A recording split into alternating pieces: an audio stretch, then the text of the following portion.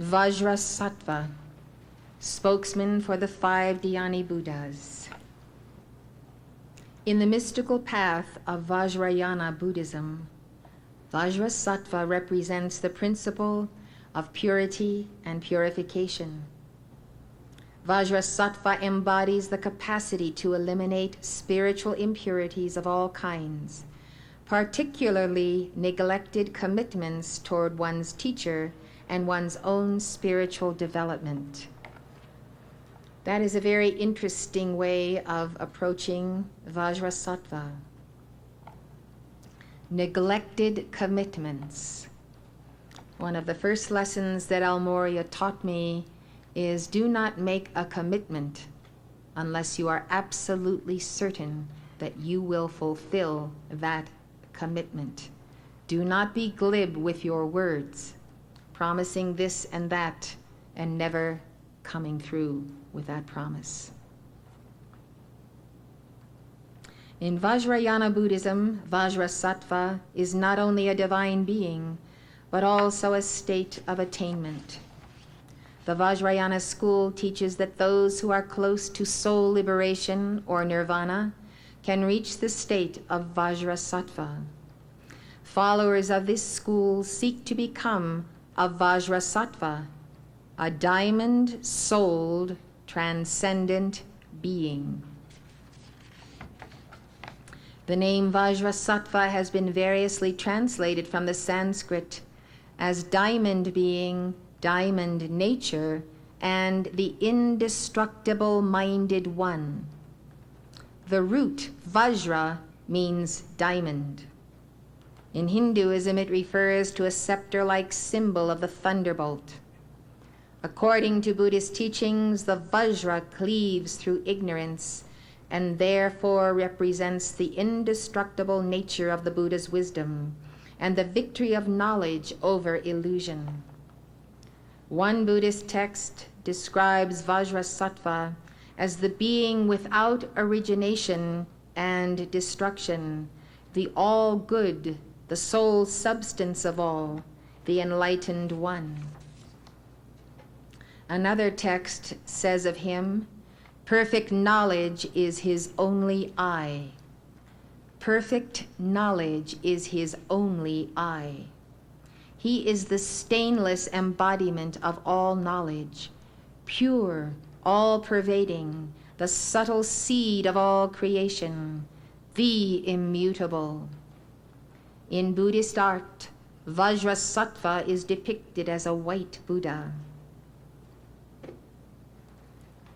Dilgo Khyentse says, we visualize Vajrasattva above our head, utterly peaceful and smiling, brilliant white like a dazzling snow mountain, illuminated by the rays of 100,000 suns. He sits upon a 1,000-petaled white lotus and a moon disk. In his right hand he holds a golden Vajra at his heart's center. In his left hand a silver bell resting at his hip. He is adorned with 5 silken garments and 8 jeweled ornaments. We should visualize Vajrasattva not as though made of flesh and blood, but like a rainbow in the sky. He is pervaded by the wisdom and compassion of all the Buddhas. Vajrasattva is the synthesis of the 5 Dhyani Buddhas, and he has the attainment of all 5.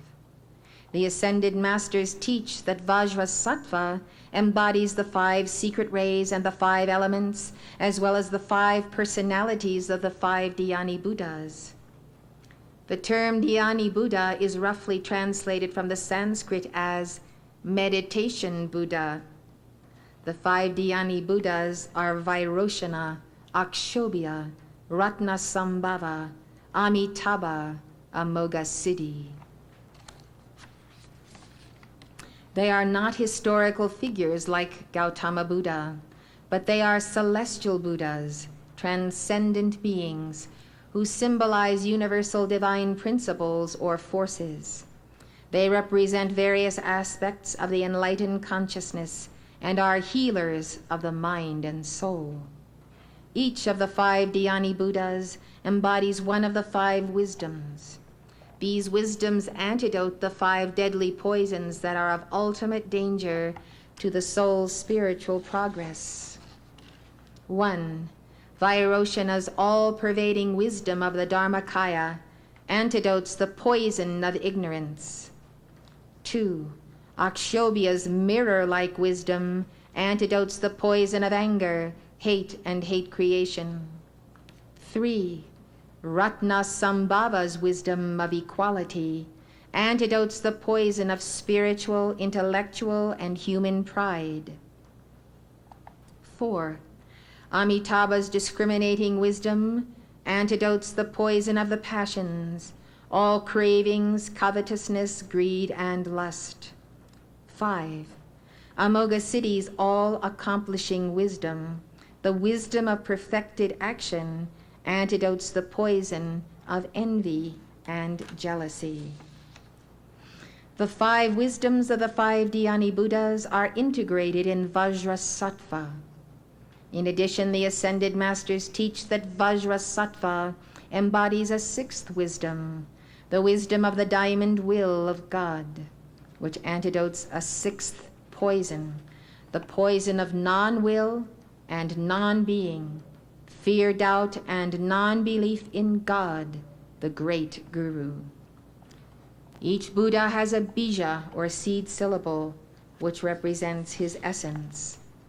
Vajrasattva's bija is Om, Akshobhya's Hum, Ratnasambhava's Tram, Amitabha's Hri, Amoghasiddhi's A.